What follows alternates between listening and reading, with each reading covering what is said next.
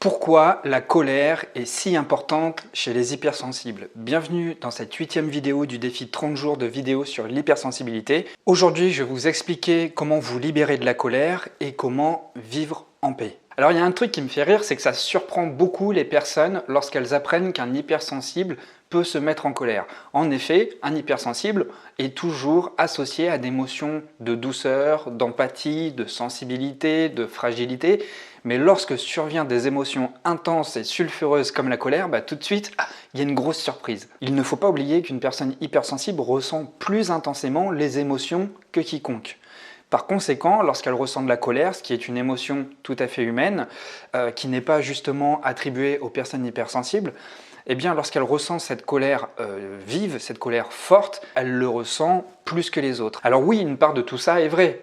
Les personnes hypersensibles sont des personnes plutôt douces, plutôt empathiques, plutôt ouvertes sur la relation, plutôt compréhensives parce qu'elles savent envisager les problèmes sous différents angles. Mais comme tout humain, ça arrive d'avoir des moments de colère. Et le problème, c'est que lorsqu'on est hypersensible, eh bien, nos sensations, nos émotions sont ressenties, sont éprouvées, sont exprimées de manière décuplée. Alors lorsque la colère intervient, effectivement, ça peut choquer. La plupart du temps, ce qui vous met en colère, c'est le fait de ressentir ce que les autres ne ressentent pas. Ce qui se passe, c'est lorsque vous êtes dans une relation, eh bien, il y a une sorte d'asymétrie. Quelque chose n'est pas tout à fait équilibré, quelque chose n'est pas tout à fait juste. En fait, vous, lorsque vous arrivez dans une situation ou une relation, ce qui peut vous choquer, c'est que vous arrivez avec votre authenticité, vous êtes une personne entière, vous ne mentez pas sur vos émotions, et le fait que la personne en face aborde la situation ou le problème relationnel avec une certaine forme de superficialité, eh bien ça peut rapidement vous froisser. Et la raison est facile à trouver. Vous êtes avec votre lot d'émotions et vous ne comprenez pas que l'autre ne les voit pas. Vous ne comprenez pas que l'autre ne les sente pas. Vous êtes tout seul avec votre bagage émotionnel et l'autre n'arrive pas à mettre une once de mots sur ce que vous pouvez ressentir. Donc ça peut faire naître de forts sentiments de frustration ou vous pouvez aussi ressentir le fait que l'autre ne fait pas d'effort pour vous comprendre. Alors qu'est-ce qui se passe ensuite? Eh bien il se passe des choses qui nous mettent encore plus en colère parce qu'on s'entend dire qu'on n'est pas des personnes suffisamment adaptées à la situation. On en fait trop sur le plan émotionnel, on est trop sensible, on est trop fragile et on se laisse complètement submerger par nos émotions. Eh bien, le fait de ne pas être compris et le fait d'être stigmatisé à cause de ce trop-plein émotionnel et le fait que les autres ne puissent pas mettre des mots sur ce que vous ressentez, eh bien tout ça véhicule des émotions de rage en nous. Parce qu'on est seul contre tous. La solution à tout ça, elle est très simple et je le lis souvent dans vos commentaires lorsque vous me posez des questions. Comment trouver le moment où on doit suffisamment se mettre en retrait et le moment où on peut justement librement s'exprimer? Eh bien, la solution à tout ça pour ne pas être stigmatisé, c'est de trouver vos propres limites. Alors en tant qu'hypersensible et qui a parfois du mal à réguler ses émotions, mon plus gros défi à moi dans mon quotidien, c'est de gérer la colère. C'est quelque chose que j'ai mal géré dans le passé et pour laquelle j'ai encore des difficultés. Et pour cela, je travaille constamment au quotidien dessus parce qu'un rien peut me mettre hors de mes gonds. Ça peut être un bruit dans la rue, un bruit de klaxon, ça peut être le voisin du dessus qui marche trop fort, ça peut être des tas de choses. Ça peut être un tas de stimuli qui peut venir me provoquer à un moment où il ne le faut pas. Ça peut vraiment être quelque chose de très banal, quelque chose de très anodin. Par exemple, quelqu'un qui parle trop fort à côté de moi alors que je suis en train de me concentrer sur une tâche. Ça peut vraiment me mettre hors de mes gonds. Alors comme vous le savez, je l'ai mentionné dans les vidéos précédentes, il y a de nombreux avantages à être une personne hypersensible. On est plus intuitif, on est plus empathique, on a conscience de tout ce qui se passe autour de soi, on arrive à détecter les petites subtilités dans nos relations sociales. Mais l'inconvénient, le gros inconvénient à cela, et c'est pour cela que je fais cette vidéo, c'est qu'on est vite accablé. Alors dans mon cas, c'est peut-être le vôtre aussi, ça peut se traduire par de l'irritabilité. Et cette irritabilité, ça se traduit rapidement par une explosion de colère parce que je peux par exemple ressentir un grand sentiment d'injustice lorsqu'une personne n'est pas honnête avec moi. Alors maintenant, je vais vous donner 6 conseils pour gérer au mieux votre colère. Vous n'êtes pas obligé de tous les appliquer. Vous pouvez choisir celui qui correspond le mieux. Le plus important, c'est que vous arriviez dès maintenant à réguler vos émotions et à juguler la colère afin que vous viviez un quotidien beaucoup plus en paix. Alors le premier conseil, c'est la validation. Le fait d'avoir conscience de soi, conscience de ce qui se passe dans son cerveau, conscience de ce qui se passe dans son corps vous permet de prévenir la colère et de pouvoir prendre du recul lorsque vous sentez l'émotion monter en vous. Alors plus spécifiquement, validation parce qu'il est essentiel pour vous de trouver des personnes qui vous comprennent, qui connaissent vos traits spécifiques. Alors je ne veux pas dire de trouver des personnes qui vont dire oui à chaque fois à toutes vos faiblesses,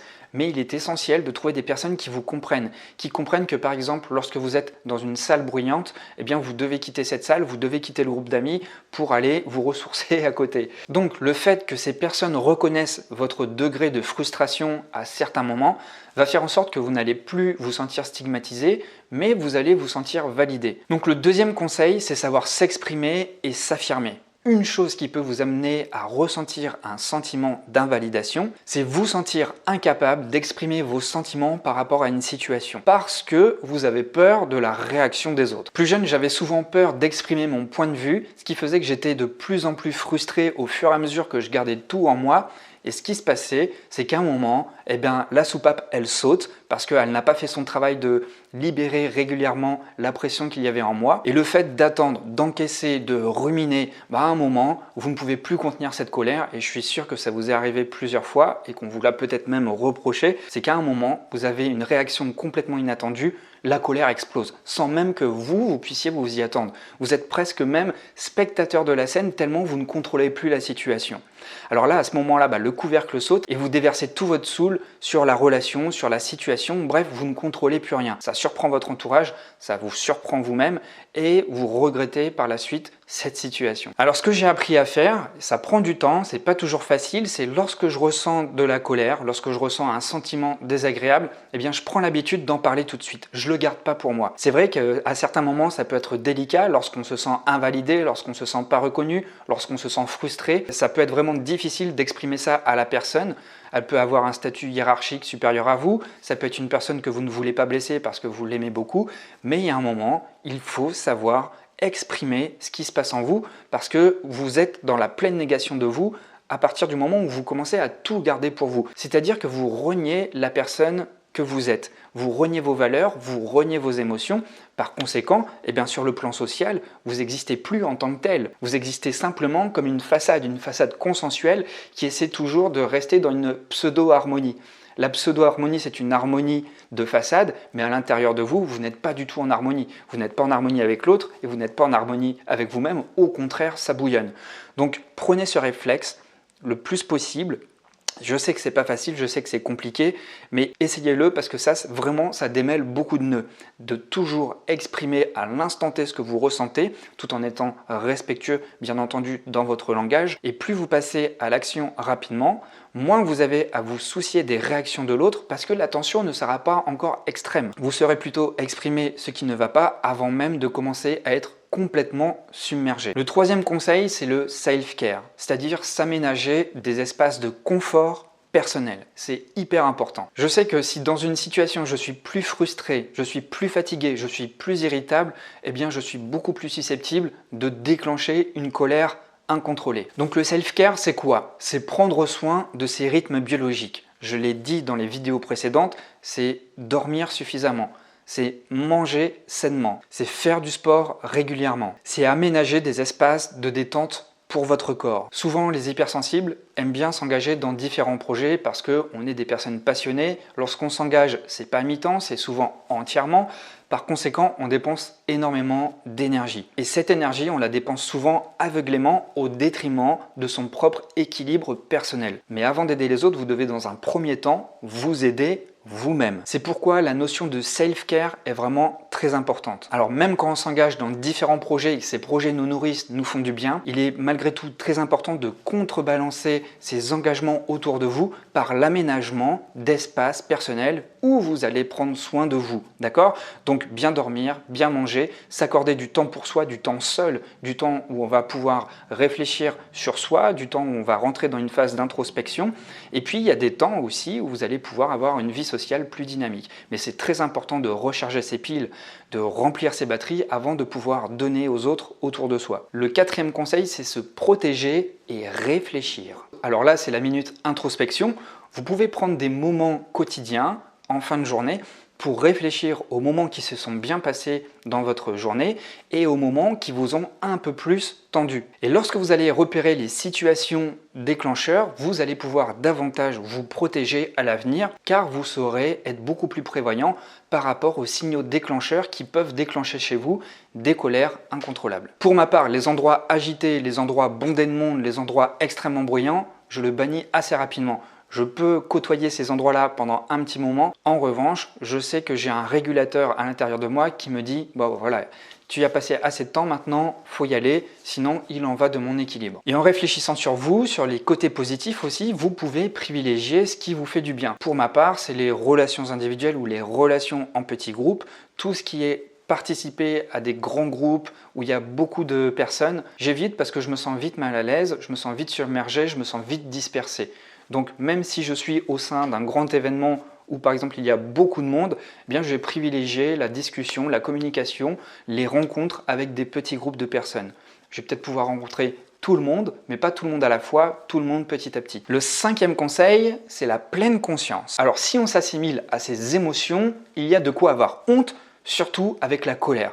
Parce que la colère n'est pas socialement admise, la colère n'a vraiment pas bonne réputation et donc c'est toujours honteux de se mettre en colère. Ça c'est en Occident, mais lorsqu'on va en Asie, c'est encore pire. La colère est vraiment quelque chose à bannir. C'est signe vraiment de mauvaise éducation. Pour cela, la méditation aide beaucoup à se détacher de ses émotions. Je l'ai déjà évoqué dans une des vidéos précédentes. Lorsque vous méditez, eh bien, vous commencez à visualiser vos émotions. Vous pouvez les laisser flotter autour de vous, les visualiser et puis les voir s'évanouir. Alors encore une fois, ça demande aussi de la pratique. C'est quelque chose qu'il faut faire régulièrement pour que ça porte ses fruits. Mais c'est un peu comme l'écriture automatique, c'est une sorte d'hygiène mentale qui va vous permettre de vous doucher le corps et l'esprit à travers une pratique régulière. Les personnes qui sont plongées dans de grandes colères ont besoin de sentir qu'elles peuvent changer. Elles ont besoin de sentir cela pour pouvoir quitter la colère, pour pouvoir se désidentifier, pour pouvoir se décoller de la colère. Parce que à ce moment-là, elles réalisent enfin que leur identité est complètement décorrélée de la colère et que la colère n'est qu'un état passager. Mais lorsqu'on n'a pas cette conscience-là, pour rester cohérent avec soi-même, c'est un processus psychologique, eh bien on reste toujours assimilé à la colère. Donc toujours avoir ce réflexe de prendre conscience que vous n'êtes pas vos émotions, vous êtes quelque chose de bien plus grand. Les émotions, c'est comme une sorte de météo. Tantôt il fait soleil, ouh, c'est la joie. Tantôt il y a de l'orage, bah là c'est la colère. Mais l'orage est toujours passager. Donc faites en sorte de toujours vous distancier par rapport à vos émotions. Le 6e conseil, c'est faire des activités créatives. Ça aussi, je le répète souvent. Tout ce qui est acte créatif va vous permettre de canaliser la colère. À travers une activité créative, vous créez un espace, vous créez un lieu où vous avez tout le droit de légitimer la colère. La colère a toute sa place dans ces moments-là parce que ce sont des espaces cadrés, ce sont des espaces qui sont là exactement pour que vous puissiez vous exprimer, quelle que soit l'émotion qui est en vous, il n'y a plus de tabou, il n'y a plus d'interdit. Justement, ces espaces de création sont des espaces pour pouvoir exprimer, pour mettre la lumière de jour sur tout ce qui est non dit, sur tout ce qui est tabou, sur tout ce qui est difficile à exprimer en société, sur tout ce que vous n'avez pas réussi à exprimer face à un interlocuteur qui vous a trop intimidé par exemple. Et bien là, dans ces espaces-là, vous allez trouver cette soupape de décompression qui va pouvoir vous aider à vous sentir mieux en déchargeant cette colère. Ça peut être de la musique, ça peut être de la peinture, ça peut être de la danse, ça peut être du théâtre, ça peut être de l'écriture, ça peut être de la poésie, ça peut être plein de choses. En tout cas, ce sont des espaces et des lieux que vous devez créer pour pouvoir décharger tout ce qu'il y a en vous. Alors ça, si vous avez une âme plutôt créative, si vous vous sentez à l'aise avec ça, je vous conseille fortement d'appliquer ce conseil. Parce qu'en faisant ça, vous ne reniez pas vos émotions. Vous êtes conscient de ces émotions et vous n'avez plus à avoir honte de vos émotions. La colère est une émotion comme une autre. Et là, vous lui donnez un espace pour qu'elle puisse exister sans que ça porte préjudice dans votre vie en société ou dans une relation. Et puis je vous donne un dernier conseil, là c'est bonus, c'est le lâcher prise. Vous devez prendre conscience que vous pouvez avoir le contrôle sur certaines choses mais pas sur toutes les choses de la vie, c'est pas possible. Ça paraît bête, mais le lâcher prise nous aide beaucoup à lâcher le morceau quand quelque chose nous prend la tête. Vous pouvez par exemple ressentir une injustice sociale si vous êtes sensible à tout ce qui se passe dans le pays.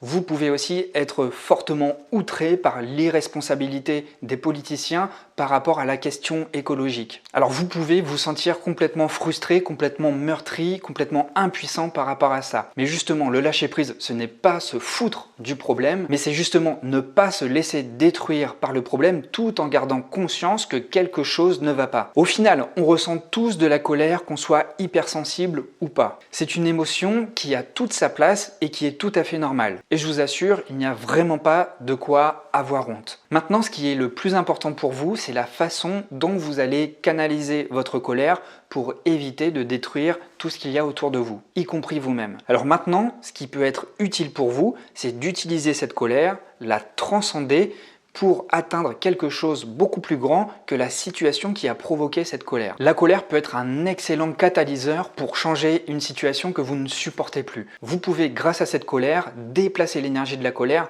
sur des choses positives qui vont amorcer un changement dans votre vie. Si par exemple vous avez une conscience citoyenne, eh bien cette colère, cette rumination qu'il y a au fond de vous, vous pouvez la mettre au service de quelque chose qui va faire une pression positive sur des changements sociétaux. Vous pouvez également vous engager dans l'expression créative.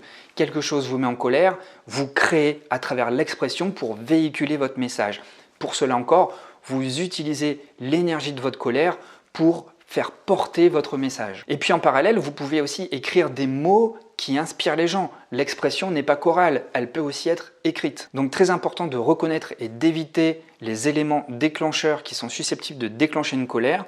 Et si vous ressentez un sentiment de colère, dites-vous qu'il y a toujours un endroit pour canaliser cette colère et déplacer l'énergie ailleurs, dans des choses beaucoup plus nobles, beaucoup plus honorables et beaucoup plus saines pour vous. Voilà, c'est tout pour cette vidéo, c'était Steve. Maintenant, si vous souhaitez évaluer votre niveau d'hypersensibilité, sachez que vous pouvez vous tester en cliquant sur le lien du quiz qui est dans le premier lien de la vidéo. Ensuite, une fois que vous avez rempli les 30 questions du quiz, vous allez recevoir un mail qui va vous dire comment vous vous situez par rapport à la moyenne de la population. Si cette vidéo vous a plu, vous pouvez la liker et la partager autour de vous. Si vous n'êtes toujours pas abonné et que le thème de l'hypersensibilité vous intéresse, eh bien vous pouvez vous abonner. Il va encore y avoir pas mal de vidéos qui vont sortir sur le thème de l'hypersensibilité. Et si vous souhaitez me partager votre situation dans les commentaires, je suis tout oui, vous pouvez interagir avec moi. Je vous remercie beaucoup d'être resté jusque-là. Passez une bonne journée et surtout, portez-vous bien.